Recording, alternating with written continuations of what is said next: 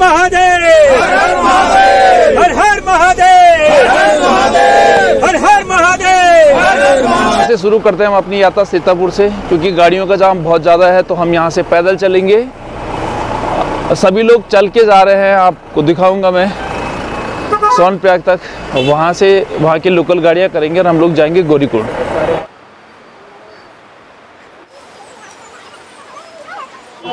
जय बाबा केदारनाथ। मैं हूँ अभी गौरीकुंड में और केदारनाथ की यात्रा, आपको पूरा केदारनाथ की यात्रा दिखाऊंगा। पूरा ये गौरीकुंड है जहाँ से केदारनाथ की यात्रा शुरू होती है। जो गाड़ियाँ हैं वो यहीं तक आती हैं। इसके बाद आपको ट्रैक करना पड़ता है, लगभग 16 किलोमीटर का ट्रैक करना है और आप पहुँचते हैं केदारनाथ। भीड़ बहुत ज़्यादा होने की वजह से हम लोग 3 बजे सुबह ही रास्ते लग गए थे। गौरीकुंड से केदारनाथ की दूरी 16 किलोमीटर है और गौरीकुंड में ही माँ गौरी का एक भव्य मंदिर है। केदारनाथ जाने वाले तीर्थयात्री गौरीकुंड में सबसे पहले गर्म कुंड में स्नान करते हैं और उसके बाद चल पड़ते हैं यहाँ से ऊपर की ओर। गौरीकुंड में यदि आप घोड़ा खच्चर लेना चाहते हैं तो यहाँ पे घोड़ा पड़ाव में इसका रजिस्ट्रेशन सेंटर है, जहाँ से आप घोड़ा ले सकते हैं। अगर आपको पालकी, डंडी, कंडी कुछ भी चाहिए तो आप यहीं से लेते हैं और कुछ भी ज़रूरत के सामान आप यहाँ की दुकानों से लेते हैं और उसके बाद आप अपनी यात्रा शुरू करते हैं बाबा केदारनाथ की ओर। केदारनाथ यात्रा में जो इसमें भीड़ है वो ज़रूरत से ज़्यादा है। यदि आप मई जून में केदारनाथ यात्रा प्लान कर रहे हैं तो अच्छे से जानकारी लेने के बाद ही यात्रा प्लान करें, क्योंकि भीड़ बहुत ज़्यादा होने की वजह से आपको दिक्कतें हो सकती हैं। अभी हम लोग चल पड़े हैं केदार की ओर। आपको बता दूं कि जो घोड़ा पड़ाव है वो बहुत ही कंजेस्टेड है, क्योंकि वहाँ पे लोग जो है बहुत ज़्यादा आ रहे हैं और घोड़े खच्चर बहुत ज़्यादा हैं, तो वहाँ पे बहुत दिक्कतों का सामना करना पड़ रहा है। वहाँ पे हम लोग 3.5 घंटे से घोड़ा पड़ाव में घोड़ा ढूंढ रहे हैं, घोड़ा मिल नहीं रहा है और जो वहाँ पे काम कर रहे हैं उनसे ढंग से काम हो नहीं रहा, क्योंकि भीड़ बहुत ज़्यादा है।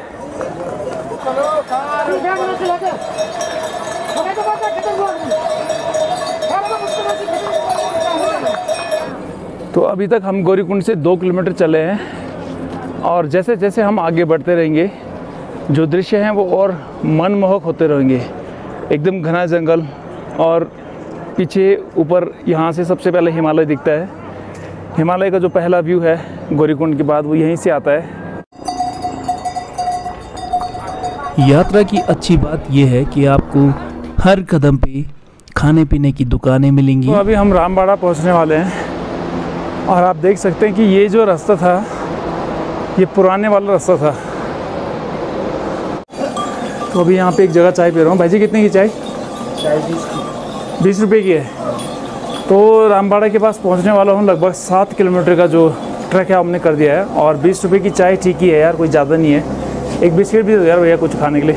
कौन सा बिस्किट चाहिए? कोई सा भी दे दो, पाली दे दो। बिस्किट कितने का है भैया? कोई 20 का है या 10 वाला भी इसका है ना? यहाँ ऐसे ही होता है। ठीक, हाँ हाँ कोई नहीं, वहाँ पे रख दो। ये बिस्किट 20 का है, चाय 20 की है। ठीक। ये चना कैसे दिया? 20 रुपये पैकेट। 20 रुपये? कितना सा चना? 20 रुपये। और मूँगफली? मूँगफली 20 रुपये। महंगा नहीं है ये? महंगा, खर्चा बहुत लगता है। अच्छा, क्यों खर्चा लगता है भाई? खर्चा ले लेते हैं, सामान लाने के 3-3 हज़ार रुपये किराया। अच्छा, खर्चा लाते हैं प्लस गाड़ी खर्च किराया 2 से 3-3 हज़ार। और नींबू पानी कैसे दे रहे हैं? 30 रुपये गिलास। 30 रुपये गिलास? ये भी बहुत महंगा है यार। सभी अपनी यात्रा की लगभग आधी दूरी हम तय कर चुके हैं और अच्छी बात यह है कि जैसे जैसे हम ऊपर चढ़ते जाते हैं जो सुंदरता है हिमालय के दृश्य और सुंदर दिखने लगते हैं। तो अभी हम लोग पहुंच चुके हैं छोटी लिंचोली में और यहाँ से 2.5 किलोमीटर बाद बड़ी लिंचोली है। तो एक्चुअली ये पहले रामबाड़ा था जो कि नदी के उस तरफ था। 2013 की आपदा में वो बह गया, उसके बाद से यहाँ से रास्ता बनाया गया और सभी लोग यहाँ से आने जाने लग गए। नदी के उस तरफ जब रास्ता था तो ये कम से कम 3-4 किलोमीटर शॉर्ट था, लेकिन जब से रास्ता इधर से डाला है तो थोड़ा इसकी लंबाई बढ़ गई, इसकी दूरी बढ़ गई है। यात्रा का जो आनंद है वो पैदल चलने में ज़्यादा है। यदि आप समर्थ हैं तो आप पैदल चल सकते हैं और अच्छी बात यह है कि पूरी पैदल मार्ग में केदारनाथ तक ही रास्ते में रेलिंग लगी हुई है, आप उनका सहारा भी ले सकते हैं। और जब भी आपके सामने कोई घोड़ा आता है या पालकी कंडी स्कूटर आता है तो आप उनको साइड दें और धीरे धीरे चलते रहें। और आपने हमेशा माउंटेन साइड चलने की कोशिश करनी है। ये जो आप पीछे देख रहे हैं ये 2013 के आपदा में बह गया था और इधर से ही मार्ग जाता था, नीचे ही रामबाड़ा था और यहाँ से सीधे ही जाता था गरुड़ चट्टी। लेकिन अभी ये पूरा घूम के आना पड़ता है, कम से कम 4 किलोमीटर ज़्यादा बढ़ गया अभी। अब यहाँ पे पूछते हैं मैगी कितने का भाई जी? मैगी वैसे तो 60 का है, अब कई लोग बोलते हैं महंगा हो गया तो हम 50 की भी देते हैं, हम किसी से वो नहीं करते। आप कितने में दे रहे हैं मैगी? हम 50 की भी देते हैं, वैसे रेट यहाँ के लिए रेट लिस्ट बना रखी है 60 रुपये। ये सरकारी रेट है? जी जी। किसने? 8 रुपया मिल रहा है, 8 रुपया मिला है कुछ ऐसा। यहाँ पर कुछ खा पी लेने के बाद हम चल पड़े हैं ऊपर की ओर। पैदल मार्ग में आपने हमेशा कुछ खा पी लेना है ताकि आपके शरीर में जो एनर्जी का लेवल है वो ऊपर रहे और आप आसानी से केदारनाथ जा पाएँ। ये है बड़ी लिंचोली। यहाँ से अब केदारनाथ की जो यात्रा है वो लगभग 5 किलोमीटर की है। छोटी लिंचोली से लेके बड़ी लिंचोली तक 2.5 किलोमीटर एकदम खड़ी चढ़ाई है। यही वो टाइम है जब भोलेनाथ के भक्तों को सबसे ज़्यादा एफर्ट लगाने की ज़रूरत होती है। और जैसे हम यहाँ से थोड़ा आधा किलोमीटर ऊपर पहुँच जाएंगे उसके बाद जो ग्रेडियंट है वो थोड़ा कम हो जाएगा।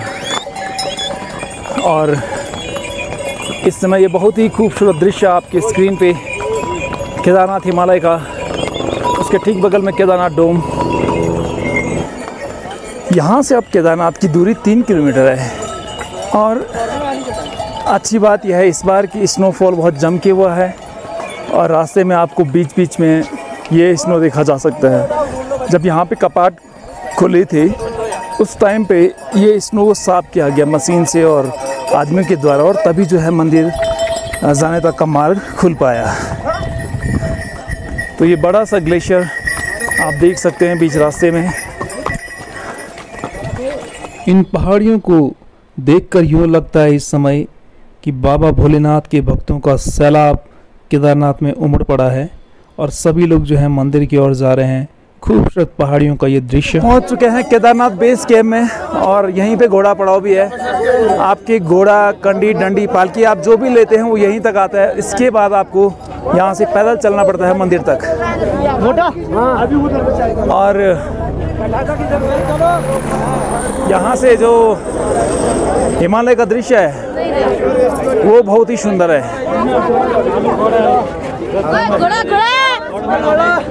यार आज भीड़ इतनी है ना कि क्या बोले, पाँव रखने के लिए जगह नहीं है। इसलिए अगर आप यहाँ पे आने का प्लान कर रहे हैं तो थोड़ा सोच समझ के करें। आप अगस्त सितंबर में आ सकते हैं, मई जून का आप तो थोड़ा प्लान स्किप करें क्योंकि बहुत भीड़ है, दर्शन अच्छे से नहीं हो रहे।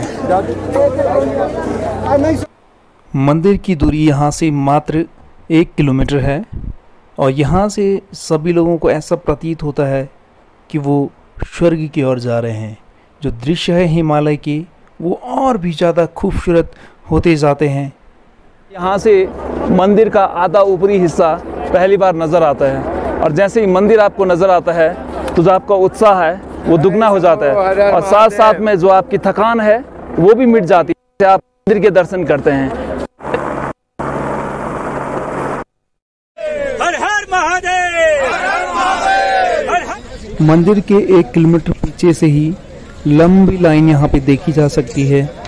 और इस समय केदारनाथ मंदिर में जाने के लिए कुछ नए नियम बनाए गए हैं। सबसे पहले तो आपको यात्रा पे आने से पहले ही रजिस्ट्रेशन करवाना पड़ेगा।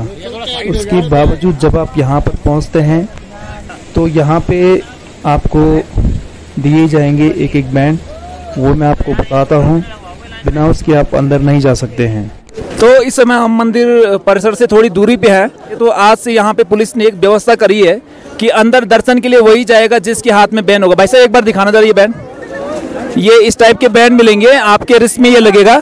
उसके बाद ही आप आगे दर्शन के लिए जाएंगे। अगर आप सोच रहे हैं कि आप ऐसे अंदर घुस जाएंगे तो वो पॉसिबल नहीं है। अगर आपके पास ये बैन नहीं है तो आपको आगे से वापस भेज दिया जाएगा। वहाँ पे सारे जो हैं पुलिस वाले तैनात हैं, तो इसलिए आप ये लेके जाएं और लाइन में लगे। आप इसमें मंदिर के एकदम नज़दीक में हैं और यही वो समय है जब आपकी सांसें एकदम तेज़ हो जाती हैं और आप कुछ अलग सा महसूस करते हैं मंदिर के पास जाने के लिए। हम लोग पहुंच चुके हैं भगवान केदारनाथ के प्रांगण में और इसके बाद लाइन पर लगेंगे, दर्शन के लिए जाएंगे।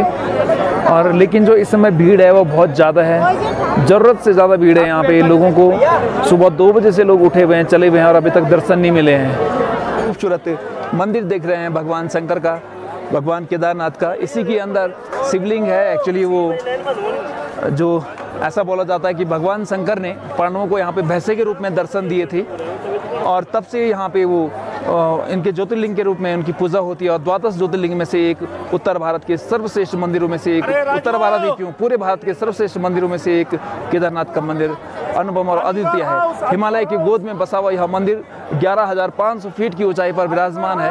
और जो भी यहाँ पे आता है इस मंदिर की सुंदरता देखते ही बनती है, उसका मन हो जाता है। वो जितना आनंदित इस जगह को देख के होता है, जितना आनंद उसको भगवान शंकर की भक्ति करने में आता है, उतना ही आनंद उसको इस जगह को देख के भी आता है। और जब वो यहाँ पे पहुँचता है तो उसको यूँ लगता है कि वो किसी स्वर्ग में पहुँच गया होगा। और यही कारण है कि यहाँ बड़े बड़े ऋषि मुनि, स्वयं शंकराचार्य जी यहाँ पे आए हैं, उन्होंने यहाँ पे तप किया है, उनकी समाधि स्थल यहाँ पे है।